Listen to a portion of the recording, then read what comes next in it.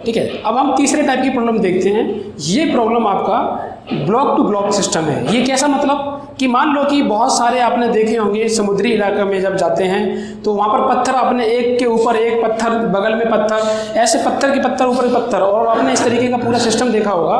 तो वहाँ पर आपने ये भी देखा होगा कि उसमें से अगर एक भी ब्लॉक अगर वहाँ से अगर हिलता है, ठीक है, तो सारे के सारे ब्लॉक खड़खड़ खड़खड़ करते हुए नीचे आते हुए नजर आता है। क्या बात समझ आ रही है? तो देखिए अब आगे देखो, तो इसमें अगर इस तरीके का प्रॉब्लम आती है तो हमें कैसे सोचना होता है। तो सबसे पहली बात यह है कि अगर हम उन्हीं पत्थरों के बारे में बात करें, जो उस पत्थरों में से अगर कोई एक पत्थर वहाँ से डिस्टर्ब हो जाता है तो बाकी सारे के सारे खड़खड़ाते हुए वहाँ पर दूर भागने लगते हैं। लेकिन आपने वहाँ पर एक चीज़ नोटिस करी होगी कि जब पत्थर खड़खड़ाते हैं, मतलब एक दूसरे से दूर भागने की कोशिश करते हैं, तो आपने ये देखा होगा कि उनका कॉन्टैक्ट आपस में कभी नहीं टूटता है। कॉन्टैक्ट रहता है जब तक वो बिल्कुल अलग अलग ना हो जाए। लेकिन अलग होने से पहले आप अगर देखें तो वहां पर यह पता चलता है कि उनका कांटेक्ट आपस में ब्रेक नहीं होता है। इसका मतलब अगर दो बॉडी अगर कांटेक्ट में रहती हैं तो यह तभी संभव हो सकता है जब उनकी कोई ना एक ऐसी वेलोसिटी रही होगी जिनकी वजह से वो कांटेक्ट में है। अगर आप बात करें यहां पर, तो यहां पर समझिए आप कि अगर जैसे मान लो कि दो पत्थर है, एक पत्थर ऐसे फिसल रहा है और एक पत्थर ऐसे फिसल रहा है, दोनों, एक पत्थर ये और एक पत्थर ये, और आपस में अगर दोनों फिसलते हुए कहीं ऐसे मान लो किसी डायरेक्शन में मूव कर रहे हैं, इसका मतलब मूव भी कर रहे हैं और कांटेक्ट भी नहीं छूटा। ये तभी संभव हो सकता है कि कोई ना कोई तो एक ऐसी वेलोसिटी रही होगी जिनकी वजह से ये कांटेक्ट छूटा नहीं है। तो आपको मैं बताता हूं कि इसमें से एक ऐसा कंपोनेंट होता है वेलोसिटी का जिनकी वजह से ये हमेशा साथ साथ चलते हैं। तो ये यहाँ पर होता है कौन सा है, यहाँ पर ये होता है कि जो इन दोनों को बॉडी के बीच में कांटेक्ट होता है, उन कांटेक्ट के परपेंडिकुलर वाली वेलोसिटी हमेशा सेम रहती है। अब आप समझिए कैसे, देखिए मैं आपको एक एग्जांपल के तौर पे समझाते हैं तो आपको समझ आएगी बात। जैसे कि अगर मान लो कि एक पत्थर इस तरीके का है और एक पत्थर इस तरीके का है,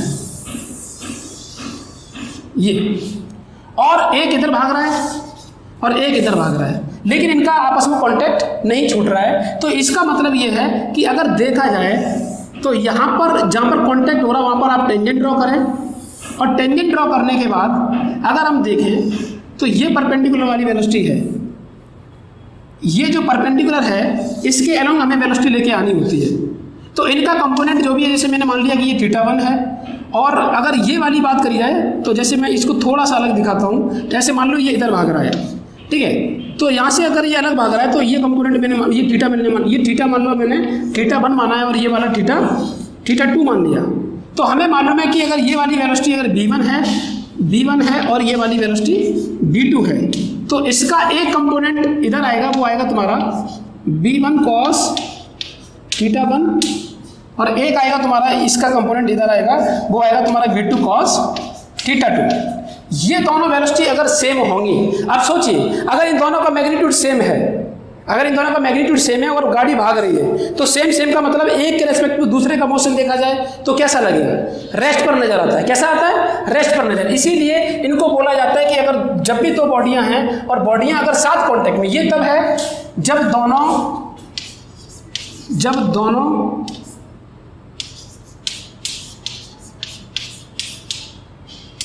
साथ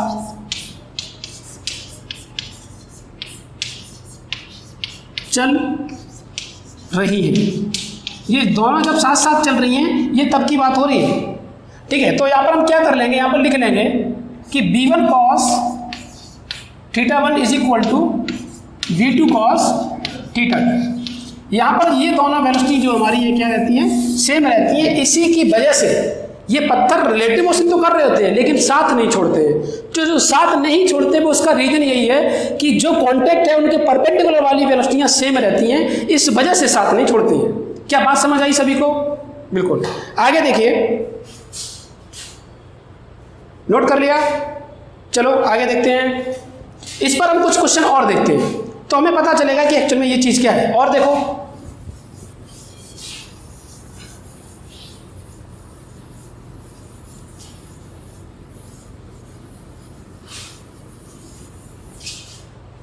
देखिए अगर हम इस पर क्वेश्चन करते हैं तो कैसे कैसे क्वेश्चन आते हैं, क्वेश्चन के तौर पे ही हम समझते हैं। जैसे इलस्ट्रेशन लेते हैं,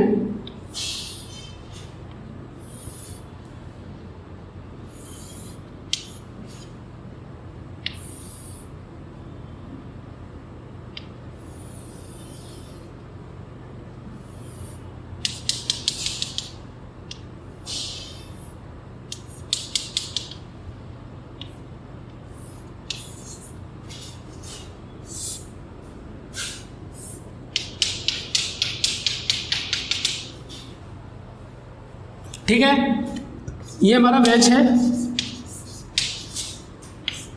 ये हमारी रॉड है। मैंने क्या बोला कि अगर वेज हमारा, अगर ये A1 से चल रहा है, वेज हमारा A1 से चल रहा है और रॉड हमारी नीचे A2 से चल रही है, तो हमें रिलेशन बताना है A1 और A2 में। तो क्वेश्चन हमारा क्या है,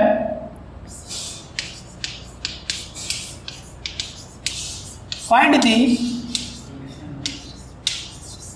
relation between A1 and A2। देखिए, अगर मुझे इसमें रिलेशन निकालना है तो अभी मैंने आपको कहानी क्या बताई थी, कहानी ये बताई थी कि जहाँ पर दो बॉडी हैं और उन दो बॉडी का कांटेक्ट जहाँ पर आता है मुझे उसको देखना होता है। देखिए यहाँ पर इस बॉडी के साथ इस वाली बॉडी का साथ कांटेक्ट कहाँ पर है, किस जगह पर है, क्या ये है, इस जगह पर है। अगर मैं इसको जूम करता हूँ तो देखिए जूम करते हुए कैसे नजर आएगा। अगर मैंने जूम किया तो ये कुछ ऐसे आएगा और यहाँ से अगर देखा जाए तो ये एंगल हमारा थीटा फॉर्म कर रहा है। इस सरफेस के ऊपर वाला पॉइंट जो है वो किसका है, रॉड का है, रॉड का नीचे की तरफ है, ये तुम्हारा हो गया A2।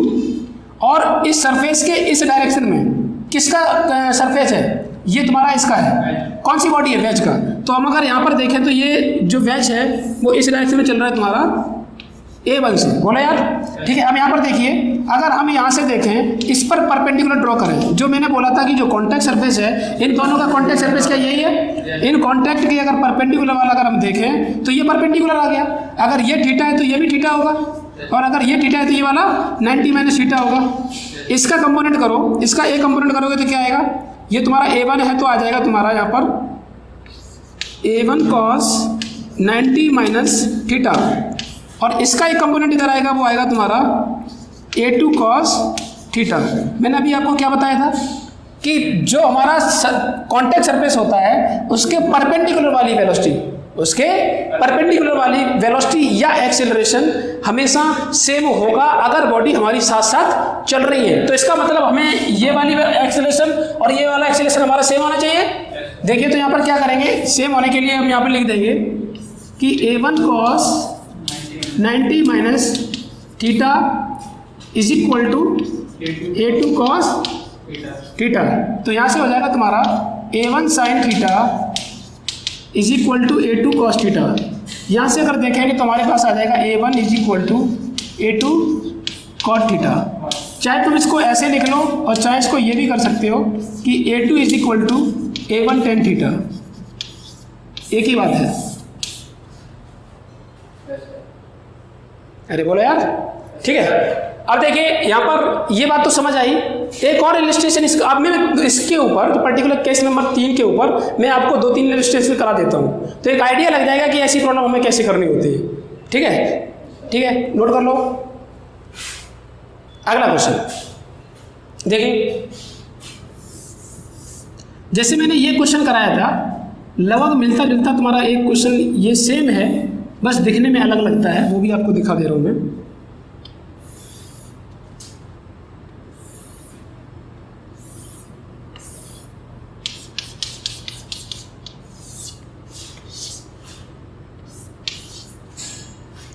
ये भी रॉड है और ये वेज। जैसे मैं बोलूं कि ये वाला तुम्हारा A1 से है, इधर जा रहा है, और ये A2 से आएगा नीचे, अगर ये वेज जो है अगर इधर जाएगा। तो फिर से वही चीज़ कि इन दोनों में रिलेशन बताइए, find the relation between A1 and A2। तो बिल्कुल डिक्टो हमारा वैसा ही पूरा क्वेश्चन है, बस दिखने में अलग लग रहा है लेकिन इसमें कोई भी अलग नहीं है। तो ठीक है, ऐसे क्वेश्चन हम कर सकते हैं, आप ट्राई करना, अगर नहीं आए तो मैं बता दूंगा। क्या बात समझ आ रही है? चलिए आगे देखो, अगला क्वेश्चन देखो। अब थोड़ा डेटा के फॉर्म में देख लेते हैं कि ऐसे क्वेश्चन हमें कैसे करने होते हैं। देखिए, देखो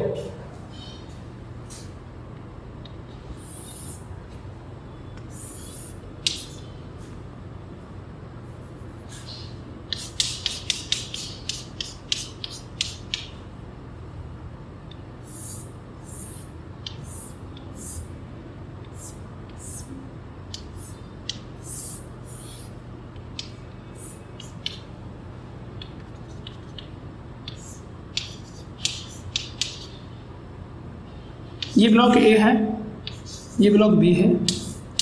इसको मैंने क्या किया, क्या दिया कि ये 5 मीटर पर सेकेंड नीचे से जा रहा है। ठीक है, अगर ये नीचे आएगा इसका मतलब ये स्लाइड इधर करेगा, मुझे इसी की वेलोसिटी बतानी है कि कितनी होगी। तो कहानी फिर से भाई बताइए, यहाँ पर इन दोनों ब्लॉक का बीच में कॉन्टैक्ट कहाँ पर आ रहा है? तो कॉन्टैक्ट हमारा ये है।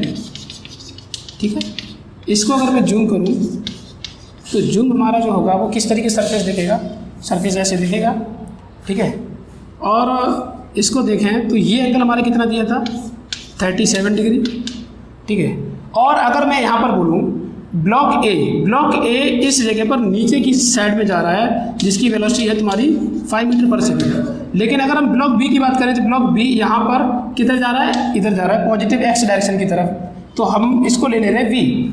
ठीक है, कहानी फिर से भाई कि हमें कॉन्टैक्ट सरफेस के परपेंडिकुलर वाली वेलोसिटियाँ सेम करनी है अगर साथ साथ चलाना है तो। लेकिन साथ साथ चल रहा है, इसका मतलब परपेंडिकुलर वेलोसिटियाँ सेम होंगी। देखिए, अगर ये हमारा 37 है तो ये कितना होगा? ये भी 37 होगा, और ये 37, इसका मतलब ये कितना होगा? ये 53 होगा।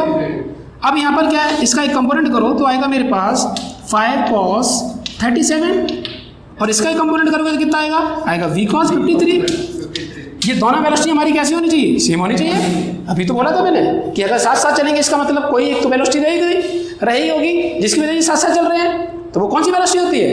वो कॉन्टैक्ट सरफेस के परपेंडिकुलर वाली वेलोसिटी सेम होती है। बिल्कुल सही। देखिए, तो इसका मतलब ये वाली वेलोसिटी और ये वाली वेलोसिटी कैसी होनी चाहिए? सेम होनी चाहिए। देखो, तो दोनों को लिख दो v cos 53 is equal to 5 cos 37 की वैल्यू 4/5 और 53 की वैल्यू 3/5। तो v into 3/5 is equal to 5 into 4/5। 5 से 5 कट गया, मेरे पास आ गया कि मेरे पास जो आया वो आया velocity is equal to 20/3 meter पर सेकेंड। क्या कुछ कठिन था? बिल्कुल नहीं, बिल्कुल आसान। जैसे हमने इससे पहले क्वेश्चन किए वैसे ये है। अरे बोले यार, बिल्कुल नोट करो। देखिए आगे देखो, अगर इसी क्वेश्चन में और थोड़ा बदलाव करते हैं। बदलाव कुछ नहीं, अभी तक हमने 2 बॉडी देखी। अब अगर मान लो कि एक साथ अगर हम 2 से ज़्यादा बॉडी देखें तो क्या होगा? देखो,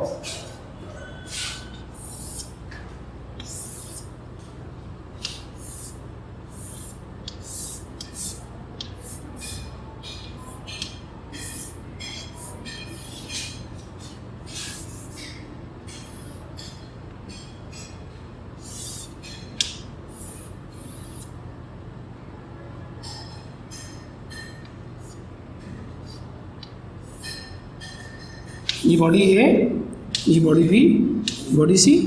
ये नीचे जो आ रहा है वो 5 मीटर पर सेकेंड से आ रहा है। ठीक, अगर ये नीचे आ रहा है इसका मतलब ये इधर चलेगा, और ये इधर चलेगा तो ये वाला नीचे चलेगा।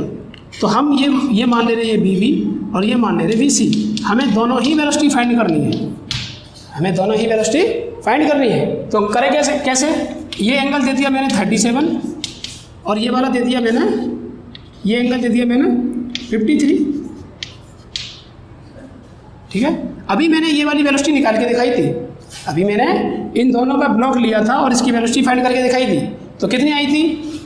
कितनी आई थी? आई थी 20/3 मीटर पर सेकेंड। अब अगर मुझे इसे सॉल्व करना है तो कैसे करेंगे? तो हम फिर से कहानी वही है, ये कॉन्टैक्ट लेंगे, इसको जूम करेंगे। अगर जूम करेंगे तो देखिए कैसे सरफेस आएगा। सरफेस आएगा ऐसे, जिसमें से ये एंगल रहेगा तुम्हारा 53। ठीक, और बी ब्लॉक जो है तुम्हारा इधर चलेगा, जिसकी वेलोसिटी कितनी होनी चाहिए? 20/3 मीटर पर सेकेंड। और सी वाली वेलोसिटी हमें जो है फाइंड करनी है, क्या वो नीचे की तरफ होगा, वो होगा तुम्हारा वी सी। फिर से कहानी वही है कि परपेंडिकुलर ड्रॉ करना है कॉन्टैक्ट सरफेस के। तो ये एंगल तुम्हारा 53 है, तो ये भी तुम्हारा कितना होगा? 53। इस लाइन को एक्सटेंड करो, ये 53 है तो ये भी 53 होगा, और अगर ये 53 होगा तो ये 37 होगा। इसका एक कंपोनेंट करो, आएगा तुम्हारा 20/3 cos 37। ठीक है, और ये तुम्हारा जो कंपोनेंट आएगा वो आएगा तुम्हारा VC cos 53। ये दोनों बराबर होनी चाहिए तभी कॉन्टैक्ट हो सकता है। देखिए, तो यहाँ पर क्या होगा? VC cos 53 is equal to आ जाएगा 20/3 cos 37। तो VC into 3/5 is equal to 20/3 into 4/5। 5 से 5 कट गया, ये आ जाएगा VC is equal to 80/9 9 meter पर सेकेंड। ये लो भाई साहब, समझ आया? बिल्कुल, नोट करिए। अगला क्वेश्चन देखो कि जैसे मैंने अभी आपको 3 बॉडियों का, एक बॉडी मतलब 3 बॉडी थी, तीनों बॉडी आपस में रिलेटिव मोशन कर रही थी, उसमें से एक बॉडी की अपनी वेलोसिटी दे दी थी और बाकी 2 बॉडी को उसी से लिंक से हमने पूछा था। बहुत बढ़िया, ये क्वेश्चन तुम भी करके लाना है तुम्हें। देखिए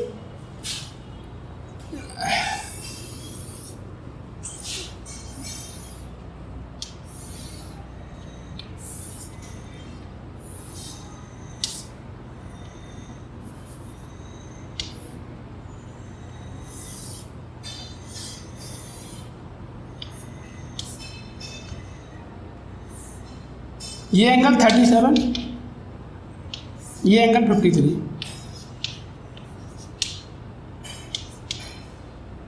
ठीक है। ये रॉड, ये दोनों वेज, ठीक है।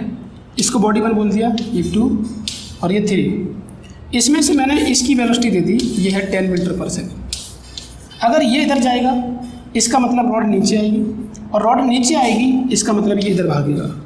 तो वेलोसिटी ऑफ रॉड जो है वो भी फाइंड करनी है, और थर्ड वाली वेज की वेलोसिटी भी हमें फाइंड कर, बिल्कुल डिक्टो वैसे ही जैसे इससे पहले वाला क्वेश्चन किया है, बिल्कुल डिक्टो वैसे ही करना है। इन दोनों में हमारा, इन दोनों में कॉन्टैक्ट सरफेस कौन सा है, ये, इसके परपेंडिकुलर ड्रॉ करना, दोनों में कंपोनेंट इसके अलग लेके जाना और फिर सॉल्व कर लेना। तो इसकी वेलोसिटी इसकी आ जाएगी, अगर इसकी आ जाएगी तो ये कॉन्टैक्ट है, इसमें परपेंडिकुलर कंपोनेंट कर देना, इसकी आ जाएगी। ऐसे ही करना है बिल्कुल, क्या कर सकते हो, ठीक है, नोट कर लो ये,